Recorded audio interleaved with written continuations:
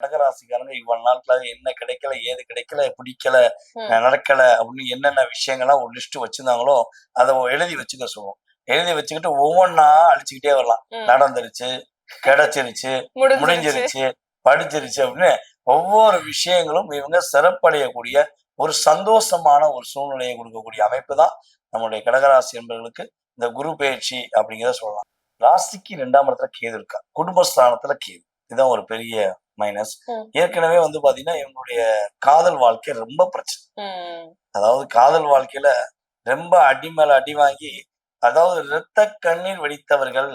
இரத்த கண்ணீர்னா எப்படின்னா, நல்லா நம்பினேன், உயிரே நீ தான் வச்சிருந்தேன் அப்படின்னு சொல்லி வச்சவங்கள நீ நம்புவியா நம்பியா நம்பியா அந்த சாட்டையை வச்சு வெளியே முன்னால அடிப்பாங்க பாத்துருக்கீங்களா?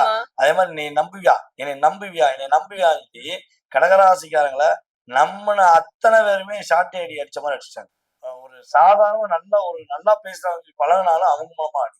சோ நம்பி நம்பி அதிகமா அடி வாங்கி காதல்ல பல போராட்டத்தை சந்திச்சு இந்த வாழ்க்கையோட அர்த்தம் என்ன அப்படின்னு யோசிக்கக்கூடிய கடகராசி என்பவர்களுக்கு காதல் திருமணம் தான் முடிப்பேன், நான் கல்யாணம் முடிச்சா காதல் திருமணம் தான் முடிப்பேன்னு சொல்லி கங்கணம் கட்டிட்டு இருக்க கடகராசி என்பவர்களுக்கு காதல்ல வெற்றி பெறக்கூடிய பாக்கியம் இந்த குரு பயிற்சிக்கு அப்புறம்